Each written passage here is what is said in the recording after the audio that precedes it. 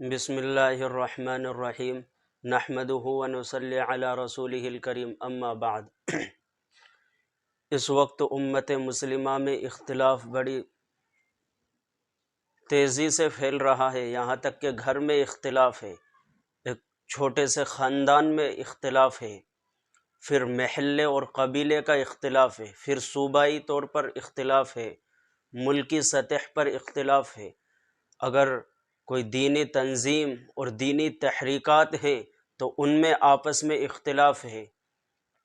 اسی طرح دنیا کی سب سے عظیم الشان تحریک، دنیا کی سب سے بڑی تحریک جس نے پورے عالم میں توحید کا پیغام پہنچایا، جس نے لوگوں کو صحیح راستہ دکھایا، یعنی تبلیغی جماعت، جس کو اللہ تعالیٰ نے ایسی قبولیت عطا فرمائی کہ کوئی بھی تحریک 100 سال سے زیادہ عرصے زندہ نہ رہ سکی کہ وہ ختم ہو گئی، لیکن اللہ تعالیٰ نے تبلیغی جماعت کو ایسی قبولیت عطا فرمائی کہ سال ہا سال گزر گئے، اس کے بعد بھی الحمدللہ یہ تحریک زندہ ہے اور اللہ تعالیٰ اس سے کام لے رہا ہے، یہاں تک کہ وہ ملک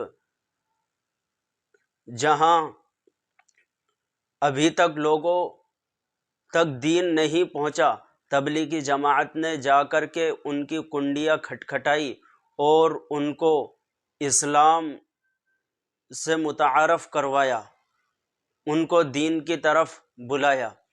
تو اسی طرح اس تحریک کے اندر بھی قریب ہی میں اختلاف پیدا ہوا، جس میں سے ایک شورا کے حق میں ہے اور دوسرا امارت کے حق میں ہے۔ ایک لوگ مولانا سعد صاحب دامت برکاتہم العالیہ کے ساتھ ہو گئے اور دوسرا گروپ حضرت مولانا احمد لاڈ صاحب دامت برکاتہم العالیہ کے ساتھ ہو گئے۔ ایسے میں اس اختلاف کو ختم کرنے کے لیے حضرت مولانا سجاد نعمانی صاحب دامت برکاتہم العالیہ، جو ملک کی ایک ممتاز، مشہور اور معروف عالم دین شخصیت ہیں، انہوں نے اپنا کیا پیغام دیا اس کو سنیے اور آگے بھی اس کو نشر کیجیے تاکہ تبلیغی جماعت سے منسلک ہر فرد تک یہ پیغام پہنچ جائے۔ ان کی یہ دل کی آواز ہے، دل کی صدا ہے، کاش یہ ہر شخص تک پیغام پہنچ جائے۔ آپ اس ویڈیو کو دیکھیے اور سنیے۔ السلام علیکم ورحمۃ اللہ وبرکاتہ۔ کاش کہ یہ میری عاجزانہ گزارش تبلیغ کی محنت میں لگے ہوئے تمام اصاغر و اکابر تک پہنچے کہ اللہ کے بندو، یہ شورا اور مرکز والا جھگڑا ختم کرو، اپنے اپنے کام میں لگو۔ امت کفر کے نرغے میں ہے اور ہم اس میں لگے ہوئے ہیں کہ شورا کی ترتیب صحیح ہے کہ فلاں ترتیب صحیح ہے۔ کیا ہو گیا ہے ہم کو؟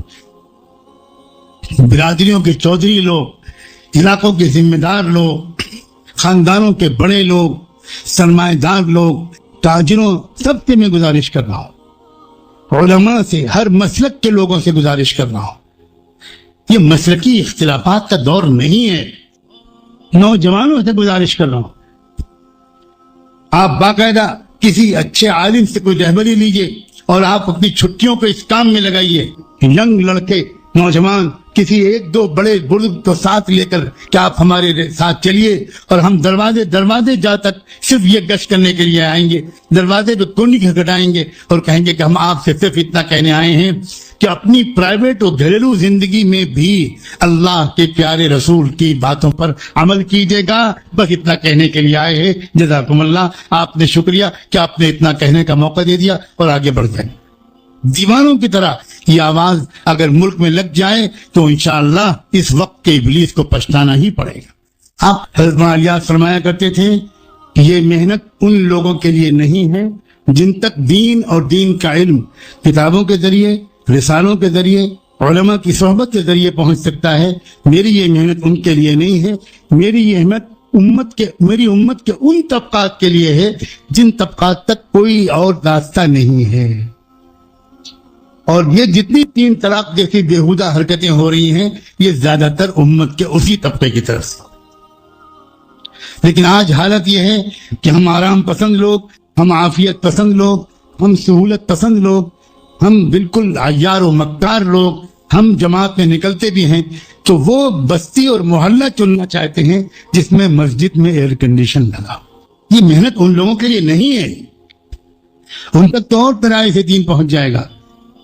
ہزاروں سلام ہوں حضرت مولانا الیاس اور ان جیسے تمام علماء ربانیین پر کہ جنہوں نے یہ محنت شروع کی تھی ان کے لیے۔ تو دیہاتوں میں جھگی جھوپڑیوں میں رہتے ہیں، مزدوری کرتے ہیں، رکشہ چلاتے ہیں، ان کے پاس یہ وقت موقع نہیں ہے کہ وہ علماء کے پاس بیٹھیں اور مدرسوں میں پڑھیں۔